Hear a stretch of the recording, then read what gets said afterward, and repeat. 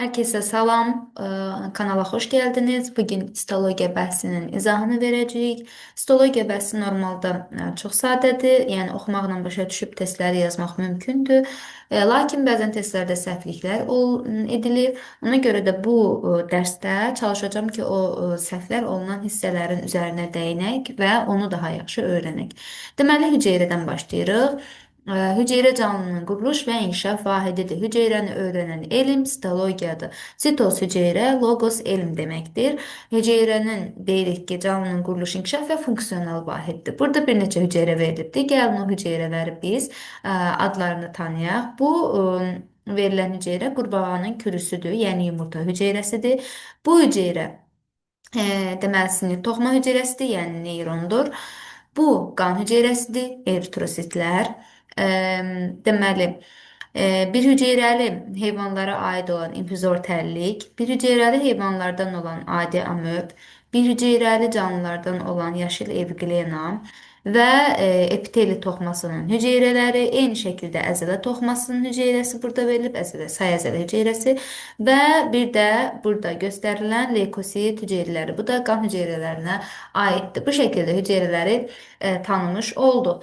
Gələk, histologiya nədir? Histologiya orqanizmlərin hüceyrələrin quruluşunu, kimyəvi tərkibini, funksiyalarını və onların çoxalma inkişafını, ətraf mühitdə uyğunlaşma xüsusiyyətlərini öyrənir. Müasir dövrdə histologiya kompleks elmdir. Yəni kompleks odur ki, hər şeyi əhatə edir. Buna görə də histologiya birlikdə hüceyrənin biologiyası da deyilir. Yəni hüceyrəni bütövlükdə öyrənirik biz. Ona görə. Hüceyrənin öyrənilmə tarixindən başlasaq, onsuz biz aşağı siniflərdən, 6-cı sinifdən bilirik ki, iki dənə qardaş Hollandiyada ilk dəfə mikroskopu yəni primitiv olaraq yaradır. Sonra mikroskop Leeuwenhoek mikroskopu işləyir, hazırlayır və Leeuwenhoekdan sonra mikroskopdan ilk dəfə tədqiqat işlərində istifadə edən Robert Hooke olur. Robert Hooke nə edir? O mikroskopdan tədqiqat üçün istifadə edir. Mantar kəsiyinə baxır və oranın arı şanına bənzəyən ayrı-ayrı gözcüklərdən təşkil olunduğunu görür və buna sitos, yəni hücrə adını vermiş olur və Hooke canlı hüceyrəni deyil, yalnız qılafını görür. Yəni ölü hüceyrəni görür. Ancaq hüceyrə termini sonradan biologiyada geniş, yəni istifadə edilməyə başlayır deyə artıq biz onun ölü yaxud da qılaf yaxud da ki canlı hüceyrə olaraq ayırmırıq. Elə hüceyrə deyirik. Canlı hüceyrəni isə ilk dəfə Leeuwenhoek görür. Hansı ki bu müasir işıq mikroskopunun deməli kəşf edən alim. Bu Leeuwenhoek olur. Leeuwenhoek ilk dəfə gördüyü hüceyrələr bakteriyalar olur. Bakteriyalı olur və bakteriyalara nə adı verir? Animalculus. Gölməçi suyunda görür bunu. Animalculus adını vermiş olur. Culus. Animalculus adını vermiş olur bu bir hüceyrəli canlılara və ilk dəfə hansı hüceyrəni görür? Canlı hüceyrəni. Robert Hooke hansını görmüşdü? Ölü hüceyrəni. Yəni hüceyrənin qılafını görmüşdü. Ölü hüceyrənin qılafını görmüş olur. Deməli, Leeuwenhoek'un işlədiyi mikroskop 270 dəfəyə qədər böyüdür və mikroskopun getdikcə təkmilləşməyə başlayır və 19-cu əsrdə bitki və heyvan hüceyrələrinin quruluşu barədə çoxlu məlumatlar toplanır. Bu dövrdə bitki hüceyrəsinin quruluşu haqqında əsas məlumatları Şleyden toplayır və ümumiləşdirir. Hüceyrə haqqında toplanan biliklər hüceyrə nəzəriyyəsinin yaradılmasına səbəb olur. Deməli, Şleydenin tədqiqatlarından da istifadə edir. Öz tədqiqatlarını da toplayır və hüceyrə nəzəriyyəsini tədqiqatlarla müqayisə eləyir və hüceyrə nəzəriyyəsini işləyib hazırlayır. Burada əlbəttə ki, Şivan heyvan hüceyrəsini araşdırıb öyrənir. Şleyden isə bitki hüceyrəsini araşdırıb öyrənir və onların hüceyrələrinin quruluşca oxşar olduğunu müəyyən eləyir. Yəni oxşar olduğuna görə də ümumi bir müddəa hazırlamaq artıq hazır olurlar. Bununla da göstərirlər ki, orqanizmlərin ümumi quruluş vahidi hüceyrədir. Lakin həm Şivan, həm də Şleyden səhvən elə hesab edirlər ki, hüceyrələr orqanizmdə qeyri-hüceyrəvi quruluşa malik maddələrdən yaranırlar. Və yəni hüceyrəni əlbəttə ki, törədən hüceyrədir. Bunu bilirik. Amma Şivanla Şleyden elə bilir ki, hüceyrə hüceyrədən törədilmir. Qeyri-hüceyrəvi quruluşu maddələrdən törədilir. Məsələn, dəmirdən, kobaltdan və s. Bu fikrə Alman alimi Virchow tərəfindən təqzib edilir və aydınlıq gətirir və 1858-ci ildə hüceyrə nəzəriyyəsinin əsas müddəası olan bütün hüceyrələr bölünmə yolu ilə ana hüceyrədən yaranır fikrini irəli sürür. Bu fikri kim irəli sürdü? Əlbəttə əlbəttə ki, Virxov. Ana hüceyrə sözünü görsək, deyəcəyik orada kim var? Əlbəttə ki, Virxov var. Virxov var. Sonra Karl Bell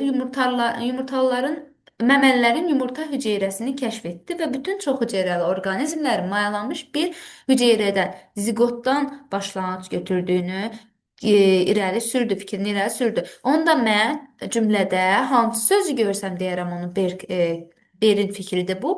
Ziqot və yumurta hüceyrə sözünü görsəm, deyəcəm bu Karl Berə aiddir. Eyni şəkildə yumurta hüceyrəndə kim kəşf elədi? Karl Ber.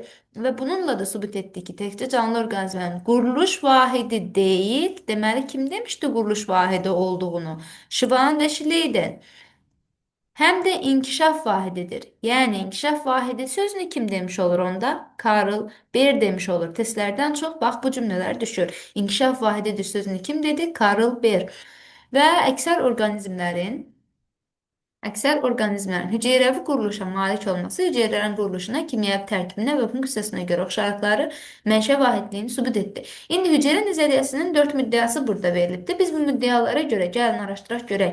Birinci müddəada kimin fikirləri üstünlük təşkil edir? Baxıram ki, bura deyir ki, ən kiçik quruluş vahididir və inkişaf vahididir. Bayaqdan deyirik ki, quruluş vahidi olduğunu kim demişdi? Şivan və Şleyden. İndi buradan Şivanın fikirləri götürəcəyik. Şivan quruluş vahidi demişdi. İnkişaf vahidi olduğunu kim demişdi? Ber. Deməli, Berin fikirləri Cenin nəzəriyyəsinin neçənci müddəasında öz əksini tapır? Birinci müddəasında. Gələk ikinciyə. Bütün orqanizmlər, hüceyrələr quruluşuna, kimyəvi tərkibinə, həyat fəaliyyətinə, maddələrin mübadiləsinə və gedişinə görə oxşardır. Bunu onsuz da Şivan və Şleyden hüceyrələrin oxşar olduğunu, canlıların bir hüceyrədən başlanğıc getirdiğini demişdim. Ona görə də bunu da Şleyden fikri ilə oxşar olduğunu deyəcək. Yəni, Şleydenin fikri ikinci müddəada öz əksini tapmış olacaq. Üçüncü müddəaya gəldikdə isə deyir ki, e, hüceyrənin çoxalması onların bölünməsi yolunda baş verir. Hər bir yeni hüceyrə bölünməyə ana hüceyrədən başlanğıc götürür. Demişdik ki, ana hüceyrə, ana sözünü gördüksə bu kim olacaq? Virxov. Deməli, üçüncü müddəada kimin fikirləri öz əksini tapır? Virxovun fikirləri öz əksini tapmış olacaq. Virxov. Dördüncü müddəası mürəkkəb quruluşu çox hüceyrəli orqanizmlərin hüceyrələrin yeni dedikləri funksiyalarına görə ixtisaslaşaraq toxum orqanları əmələ gətirirlər. Bunlar da bir-birilə sinir humoral yolla tənzimlənir. Burada isə artıq çox hüceyrəlilikdən söhbət gedir. Deməli, mən deyəcəm ki, ilk 3 müddəa bütün aləmlərə aid olsa da, yəni həm bir hüceyrəyə, həm də çox hüceyrəyə aid olsa da, dördüncü müddəa sadəcə kimə aid olacaq? Çox hüceyrəyə. Çox hüceyrəlilikdə kimdə var? Əlbəttə ki, bakteriyalardan başqa digər 3 aləmdə. Yəni burada ilk 3 müddəa 4 aləmə, sonrakı tək müddəa isə 3 aləmə aid olmuş olacaq. Yəni çox hüceyrəlilik kimdə varsa ona aid olmuş olacaq. Bu şəkildə hüceyrə nəzəriyyəsinin testlərə düşən qismini də yəni ətraflı olaraq izah etdik. Burada da test qismləri var. Onlar da lazım. Gələk hüceyrənin strukturları və onların funksiyalarına. Deməli, hüceyrənin əsas strukturları deyəndə, hüceyrənin əsas strukturları deməli, bir çoxu stoplazmada membranla ayrılır. Membranum dəricik örtük deməkdir. Membran iki lipid cərgəsi və zolalardan təşkil olmuşdur. Membrana malik hüceyrənin strukturları membranlı orqanoidlər adlanır. Bəzi orqanoidlər isə stoplazmadan membranla ayrılmır. Bunlara membransız orqanoidlər deyilir. Ümumiyyətlə, deyəcəyik ki, biz bitki hüceyrəsində və bakteriya hüceyrəsində bitki və bakteriya hüceyrəsində bir dəqiqə müsərdim.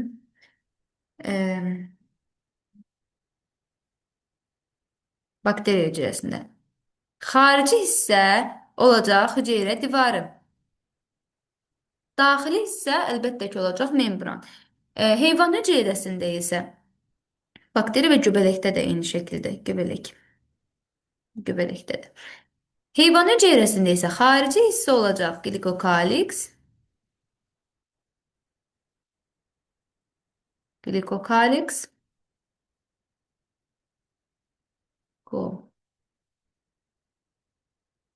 kaliks Daxili hissə olacaq membran. Deyəcəyik ki, onda membran həmin daxili örtük. Bütün canlı aləmlərin nümayəndələrində var, amma xarici hissə, yəni hüceyrə divarı və yaxud da qlikokalix isə deməli e, deməli, 3 aləmdə hüceyrə divarıdır. 4-cü aləmdə qlikokalix olaraq ayrılmış olacaq. Plazmatik membran deməli bütün aləmlərin, yəni 4 aləmin 4-ündə də var. Amma hüceyrə divarı desə 4 aləmin 4-ündə var, yox əlbəttə ki, 3 aləmdə var. Qlikokalix bir aləmdə var. Bu şəkildə bunu ayırmış olacaq. İndi gələk bu plazmatik membranın sxeminə. Plazmatik membran dedik ki, 2 dənə lipid cərgəsi və bir lipid qatından ibarətdir. Qatından ibarətdir. Deməli, plazmatik membranda həmin bu hidrofil hissələr, başçıq hissələr yuxarıya, hidrofob hissə, quyruqçuq hissə isə lipiddə aşağıya doğru düzülmüşdür və ona görə də bir qatda iki lipid cərgəsi əmələ gəlmişdir. Və bu qatların arasında, bu lipidlərin arasında zülallar, bax burada belə deyək, bu zülaldır, bu da zülaldır, bu da zülaldır. Bunun şəkli tez-tez düşür. Zülallar səpələnmiş formada olur. Bu zülalların əlbəttə ki, müxtəlif funksiyaları var. Məsələn, keçiricilik ola bilər, reseptor funksiyası ola bilər. Bu şəkildə çoxlu funksiyaları var. Bu zülallara gəlib polisaxaridlər, yəni karbohidratlar birləşə bilər. Bu da onlara əlavə olaraq yenə reseptor funksiyasını qazandırır. Bundan başqa polisaxaridlər lipidlərlə birləşə bilərmi? Bəli, lipidlərlə də birləşə bilər. Bu şəkildə polisaxaridlər lipidlərlə də birləşmiş olacaq. Onda mən deyəcəm ki, plazmatik membranda nələrdən təşkil olunur? Lipid cərgələrindən, lipidlərdən, polisaxaridlərdən, zülallardan təşkil olmuş olacaq. Yəni zülallara rast gəlmiş olacaq. Baxırıq ki, zülalların bəziləri membranın daxili hissəsindədir, bəziləri isə onun xarici hissəsində çökmüş vəziyyətdə yerləşəcəkdir. Bu şəkildə bu da hüceyrənin membranı. Mücərrən dedik ki, daxilində də orqanoidlər var. Bu orqanoidlər bir membranlı orqanoid ola bilər və membransız orqanoid, iki membranlı və membransız orqanoid ola bilərlər. İndi deməli nədən danışacağıq? Cərgəni dedik, hə, bir qat iki cərgədən ibarətdir. Ümumiyyətlə bir də bir şey deyək. Dedik ki, hüceyrə divarı və yaxud da qlikokalix tam keçiricidir, yəni xaricdən əldə olunan. Membran isə, plazmatik membran isə yarım keçirici funksiyaya malikdir. Çünki orada boyda zülallar var, reseptorlar var. Onlar üçün imkan verərmi, yəni daxilə bütövlükdə keçirsin? Yarım-yarım keçirəcək əlbəttə ki. Yəni kanal funksiyası yenidirsə də yarım-yarım keçirmiş olacaqdır. Gələk membranlı orqanoidlərə. Membranlı orqanoidlər özləri bir membranlı və iki membranlı olmaqla iki qrupa bölünür. Bir membranlılara aid endoplazmatik şəbəkə, Golgi və lizosom. İki membranlılara da mitoxondri və plastidlər aiddir. Endoplazmatik şəbəkədən danışanda deyəcəyik ki, membranları kanal və boşluqlardan ibarət sistemdir. Endoplazmatik şəbəkənin dənəvər və hamar tipləri var. Dənəvər endoplazmatik şəbəkə sanki elə bil ki, bir dənə xalçadır da, bu şəkildə bükmüsən, üzərində nəsə düzmüsən ki, bu dənəvər olubdur. O dənəvəri verən olacaq ona əlbəttə ki, ribosomlar.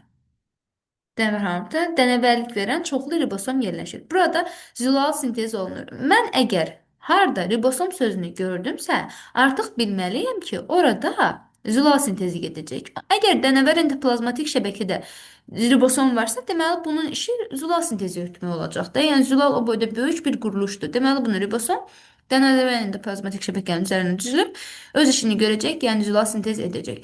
Hamar endoplazmatik şəbəkədə isə karbohidrat və lipidlər, yəni yağlar sintez olacaq, əmələ gələcək. Məsələn, belə deyək indi, yağ tərkibli birləşmələr, tutaq ki, cinsiyyət hormonları. Hamar endoplazmatik şəbəkədə əmələ gələ bilərmi? Bəli, gələ bilər. Çünki yağ tərkiblidir, lipid tərkiblidir. Yəni sən burada nəyə diqqət edəcəksən? Hamar endoplazmatik şəbəkə əgər karbohidrat və lipid əmələ gəlirsə, deməli karbohidrat və lipid tərkibli maddələri də sən burada sintez olurmuş kimi götürə bilərsən. İndi gələk endoplazmatik şəbəkənin təkcə maddələri sintez edərək kanal və boşluqlarda saxlanmır. O həm də bu maddələr hüceyrənin daxilində daşınmasını təmin edir. Deməli, hüceyrə daxili daşınmanı nə həyata keçirəcək? Hamar endoplazmatik şəbəkə. Ümumiyyətlə endoplazmatik şəbəkə, hamar yox, ümumiyyətlə endoplazmatik şəbəkə. Bundan başqa da nüvə ilə deməli membran arasındakı əlaqəni də endoplazmatik şəbəkə həyata keçirmiş olacaq. Mhm. Sonra gələk. Eee, Gələk nəyə? Holgi kompleksinə. Holgi kompleksi hüceyrədə müxtəlif lövhə şəkilli boşluqlardan, kanalcıqlardan, qovuqcuqlardan təşkil olunmuşdur. Holgi kompleksinin əsas funksiyası hüceyrədə yaranan maddələri toplamaq, onları hüceyrənin xaricinə daşınmasını iştirak etməkdir. Membranın yenilənməsi burada sintez olunan yağlar və karbohidratlar hesabına baş verir. Bundan başqa lizosomların formalaşması plazmatik membranın yenilənməsində iştirak edir. İndi Holgi deyəndə mənim ağlıma nə gələcək? Çoxlu-çoxlu, balaca-balaca qabarcıqlar gələcək. Deyəcəm ki, bu yağ da sintez edə bilər, karbohidrat da sintez edə bilər. Bayaq dedik ki, lipid də var idi də hamarda. Deməli, hamar endoplazmatik şəbəkənin sintez etdiyi məhsullarla Golgi kompleksinin sintez etdiyi məhsullar bir-birinə bərabərdir. Bərabərdir. Bundan başqa, amma fərq nədir? Endoplazmatik şəbəkə daxildə daşıyır da. Holgi kompleksi isə həm daxildə, həm də xarici daşınmanı həyata keçirəcək.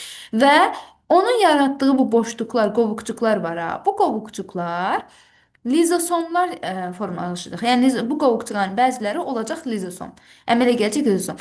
Bəs indi bu lizosomun içərisində fermentlər var idi də, həzm fermentləri. Bunlar da zülal tərkibli idi. Onda bu lizosomun zülalı harda əmələ gələcək? Holgi zülal sintez edə bilmir axı. Holgi yağ və karbohidrat sintez edir.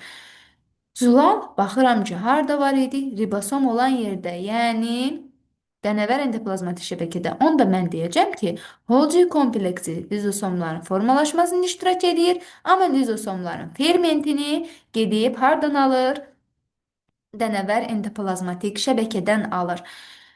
Bundan başqa görək nə var? Hə, plazmatik membranın əlbəttə ki, yenilənməsində də Golgi kompleksi iştirak etmiş olacaq. Lizosom nədir? Lizis həll edirəm deməkdir, soma bədən deməkdir.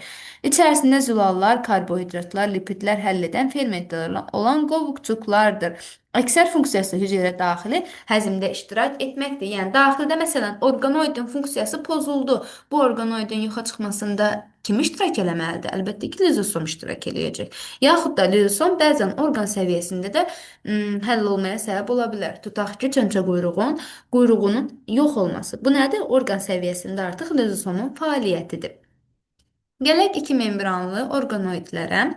İki membranlı orqanoidlərdən isə İki membranlı orqanoidlər mitoxondrilər və plastidlərdir. Mitoxondriya mitoz saptir deməkdir. Xondrion dənəvər deməkdir. Oval formalı orqanoiddir. Mitoxondriya öz DNT-sinə malik olduğundan ikiyə bölünmə yolu ilə çoxalır. Hüceyrənin tənəffüsündə iştirak edən mitoxondrilərdə yaranan enerji müəyyən hissəsi kimyəvi rabitə enerji şəklində ehtiyat halında saxlanıla bilər. Bu enerjidən hüceyrənin digər strukturlarında istifadə edilir. Gəl baxaq mitoxondriyaya daha geniş. Dedik ki, mitoxondri həmişə necə verilir? Başmağa oxşayan bir şəklini verirlər bu şəkildə. Belə bir şəklin. Şəklin içərisi belə-belə qırışlı olur. Deyəcəyik ki, mitoxondrinin daxili maye mühiti olacaq matriks.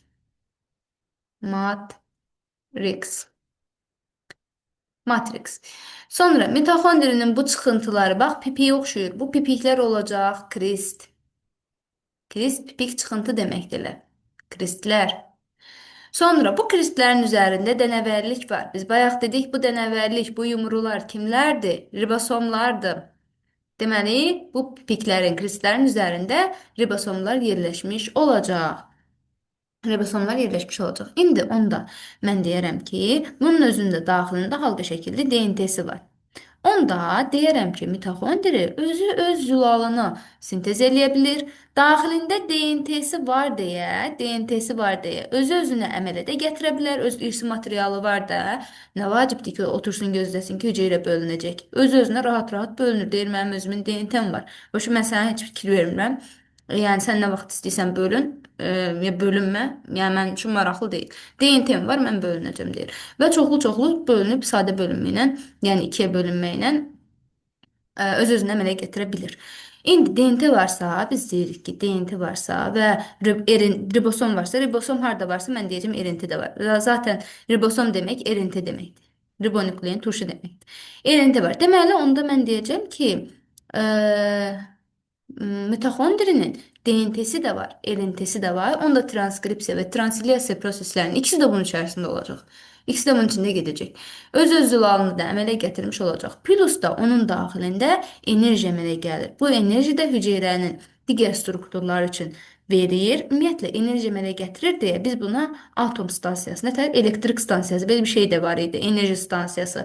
Belə bir cümlələr var. Bax bu olacaq mitoxondrilər. Çünki çoxlu enerji yaradırlar.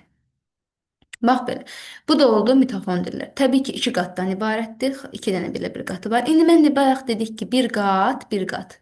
Neçə cərgədir? İki cərgə idi. Biri belə düzülmüşdü, biri belə düzülmüşdü də. İki cərgədir. Əgər bu cərgə, əgər bunda iki qat varsa, əgər onda neçə cərgə olmuş olacaq? İki qat, onda olacaq dörd dənə cərgə. Hərəsində iki cərgə var axı. Dörd dənə cərgə olmuş olacaq. Mitoxondrinin içərisində əmələ gəlmiş zolal molekulu xarici mühitə çıxmaq üçün neçə qatdan keçməlidir? İki qatdan. Neçə cərgədən keçməlidir? Dörd cərgədən keçməlidir deyəcəyik. Gələk plastidlərə. Eyni mitoxondrilər kimidir, amma bu cümlə şəkli verilib mi buna? Şəkli verilib bax burada. Deyəcək ki, plastidlər mitoxondrilər kimidir, amma fərqi odur ki, onun daxili maye mühiti olacaq stroma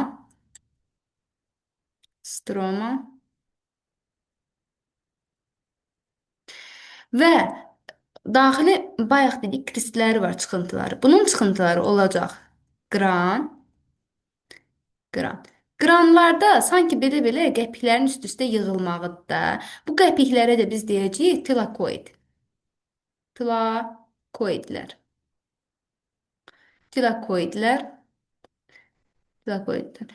Eyni şəkildə mitoxondrinin bacısıdır da bu plastidlər. Plastidlərin də içərisində həm bu tilakoidlərin üzərində RNT var, ona görə ribosom var, ona görə RNT-si də var. Həm də özünün halqa şəkilli nəyi var? DNT-si var. Əgər DNT-si də var, RNT-si də varsa, onda deyəcəm bu həm zülal sintez edir, həm də özü rahatlıqla nə edir? İkiyə bölünür. Həm bölünür, həm zülal sintez edir. Enerji əmələ gəlir bunda, amma bu enerjidən özü istifadə edir. Bayaqlar demişdik də, mitoxondrinin ürəyi açıqdır. Enerjini əmələ gətirir, başqasına da verir. Amma bu enerjini əmələ gətirib özü istifadə edəcək. Heç kimə verməyəcək.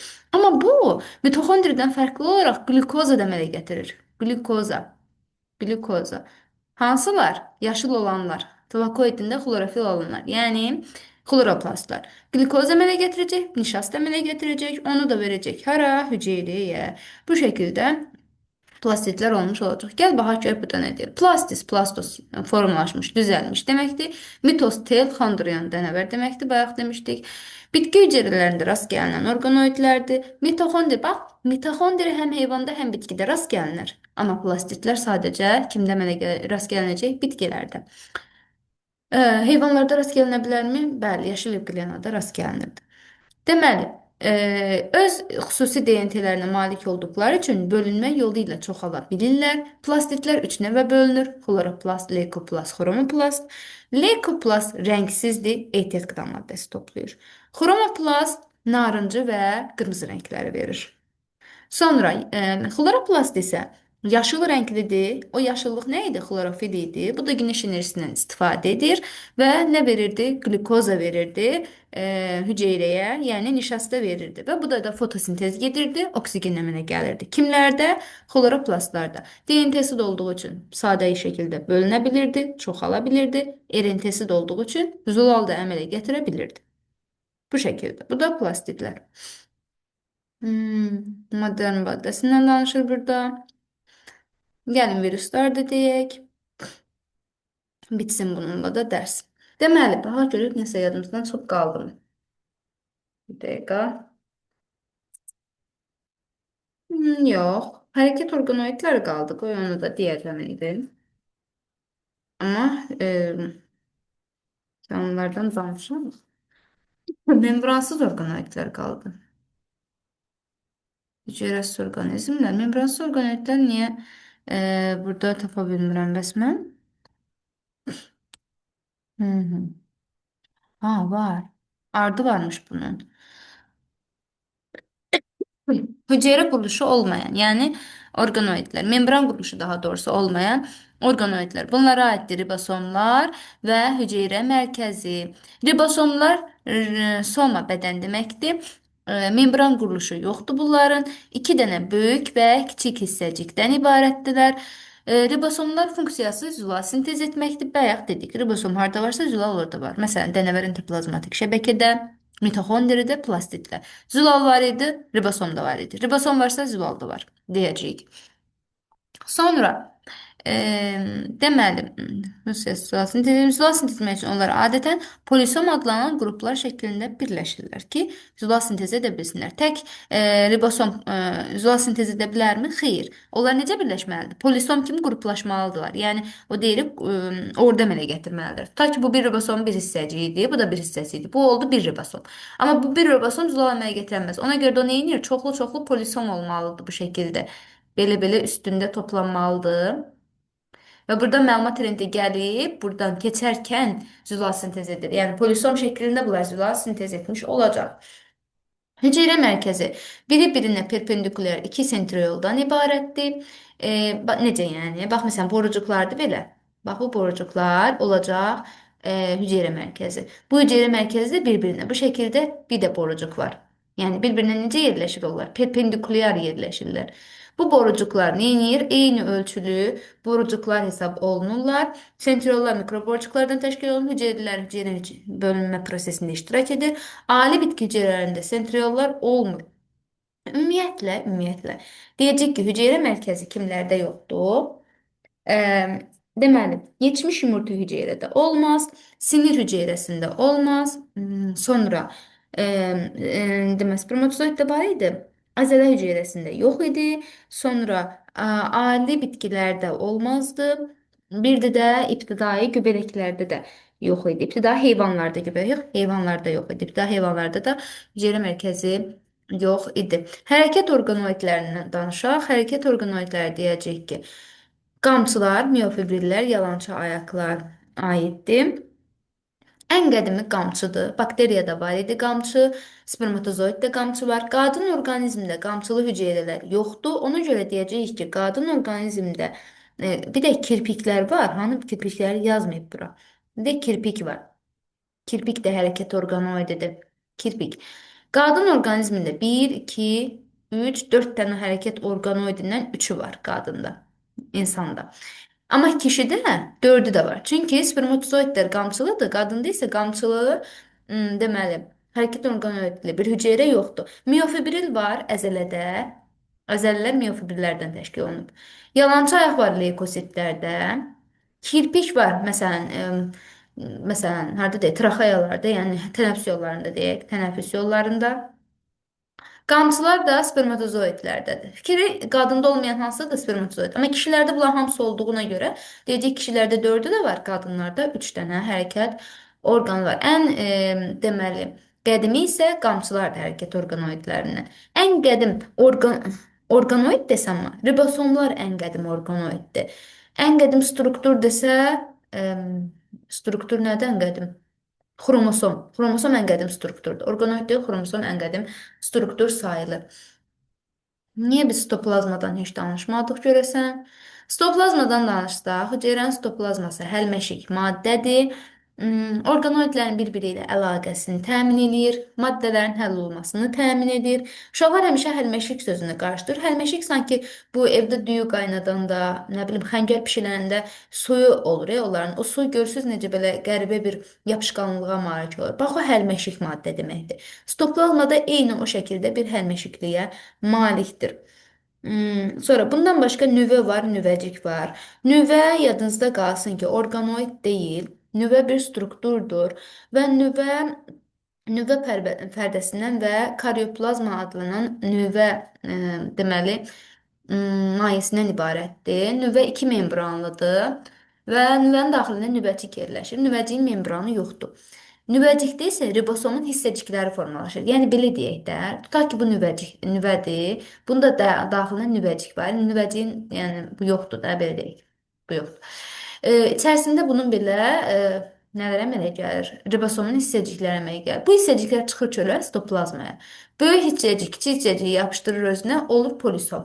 Bu şəkildə nüvəcikdə əmələ gəlsə də ribosomun hissəcikləri stoplazmada formalaşır ribosom. Deyəcək ki, məsələn, sən deyir ki, ribosom harda əmələ gəlir? Deyəcək növbəcikdə. Harda formalaşır? Deyəcəksən ki, stoplazmada. Bu şəkildə.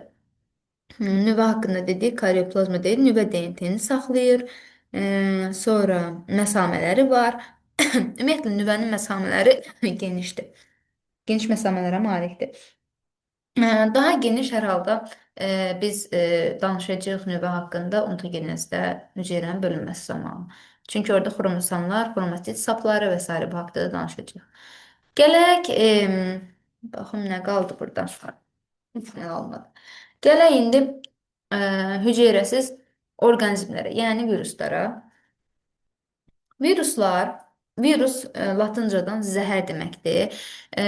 Kiçik ölçülərə malik hüceyrə səyahət formasıdır. İrsi məlumatına görə, bax, normal hüceyrədə DNT-də var, nüvədə DNT.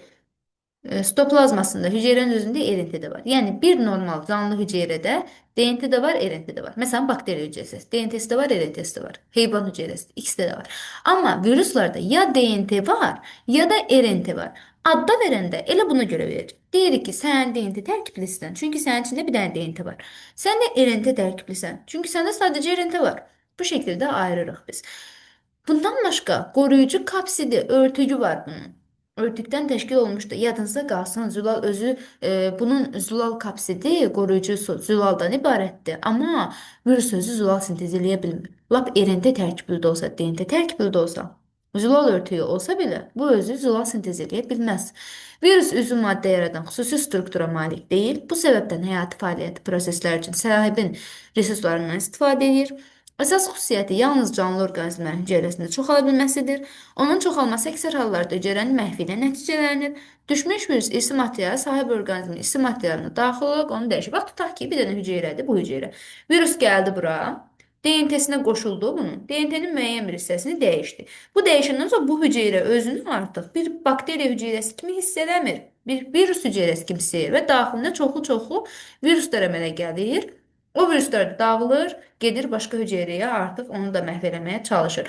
Ona görə virus canlıdan, canlı hüceyrədən canlı hüceyrəyə atlayaraq çoxalır. Hə, xaricə düşsə nə olar? Əgər xaricə, cansız mühitə düşərsə, o zaman bu kristallaşır. Yəni yoluxa bilmir artıq. Canlı hüceyrə yoxdur, axı DNT yoxdur. Nətər çoxalsın? Ona görə kristallaşır bu viruslar. Canlı orqanizmlərdən bir neçə virus növləri yoluxa bilər. Yəni bir anda 5 dənə virusla birdən yoluxa bilərik.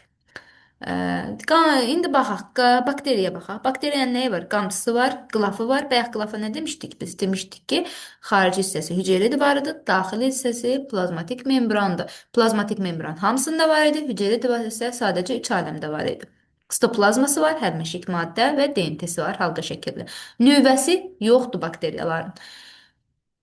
Bu da yosun hüceyrəsidir. Zülala baxaq. İrsi materialı var və xarici hissəsi kapsidi var. Tütün mozaikası virusunun quruluşudur bu. Həmişə də testlərə düşür. Zülal molekulundan ibarət örtük. Baxırsan ki, zülal molekuludur. Amma bu zülal molekulunu özü sintez eləməyibdir. Gedib başqa bir orqanizmin bədənində bu strukturdan istifadə edib əldə edib bunu.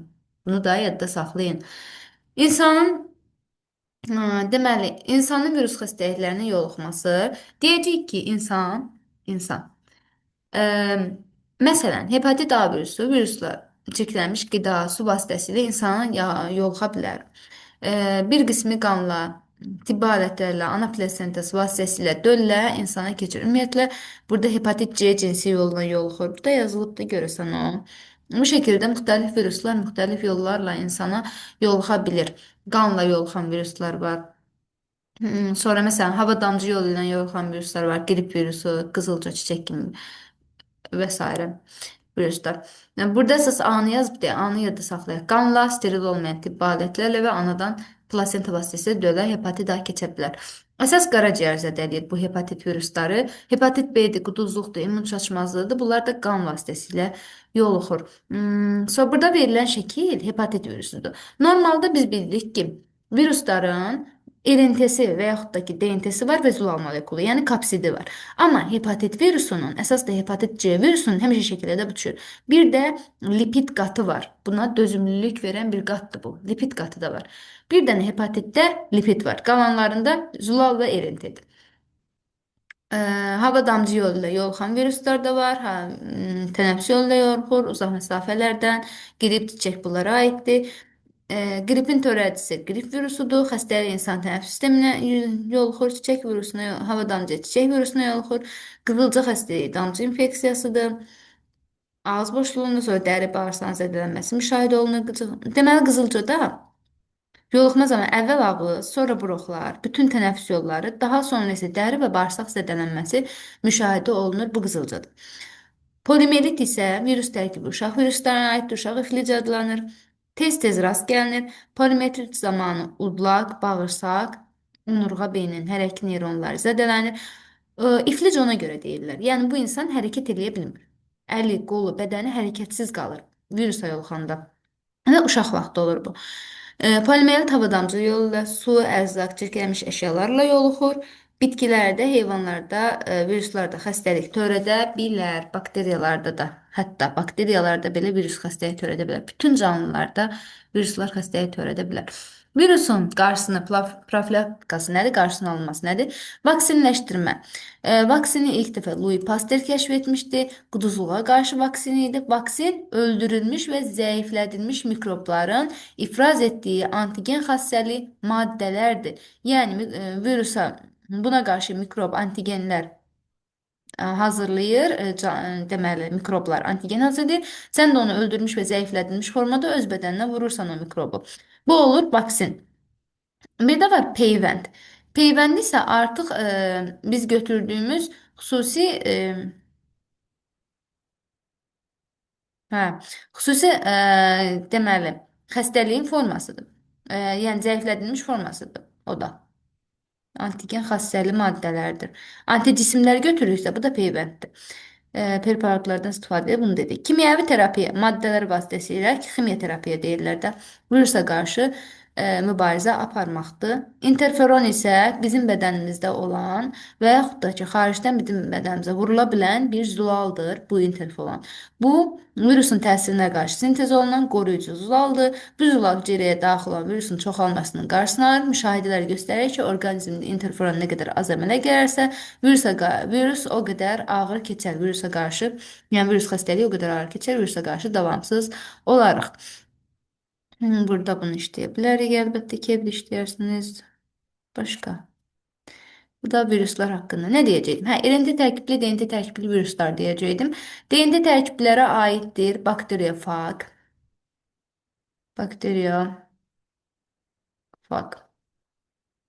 hepatit B,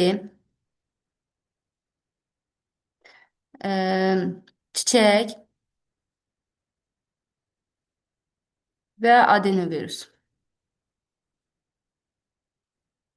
Bunlar aiddir DNT. Qalan hamısı hepatit C, hepatit A, qrip, qızılca, quduzluq. Bunlar hamısı nə olacaq? RNT tərkibli virus. Bir dənə bax bunlar bakteriofag, hepatit B, çiçək, adenovirus. Bunlar gördünüzsə bunlar DNT-dir. Qalan hamısı RNT tərkibli viruslara aid olmuş olacaq. Heç nə, bugünkü dərsimiz bu qədər. Ümid edirəm aydın oldu. Əlavə suallarınız olsa mütləq şərh bölməsində qeyd edərsiniz. Baxın görüm. Burada nə mən demədim. Hə, burada bir dənə bir şey demədim. Deyir ki, burada ən iri hüceyrə quş yumurtasıdır. Bu gəlib düşmə ehtimalı çox az olan, amma maraqlı bir fikirdir. Hüceyrələr müxtəlif ölçüdə ola bilər. Ən iri hüceyrəmiz isə, daha doğrusu hüceyrə isə quş yumurtasıdır ki, bu da dəvə quşunun yumurtası 500 qrama qədərdir. Belə. Baxaq. Ne dedik? Bu qədər. Yaxşı. Sağ olun. Bəyənin. Əgər davamını gəlməyini istəyirsinizsə, bunu da qeyd edin. Mən bilim ki, davam gələcək. Onda daha da maraqlı olur. Daha da təkrar, məsələn, mövzuları çəkib atmaq mənim üçün daha da həvəs verici olur.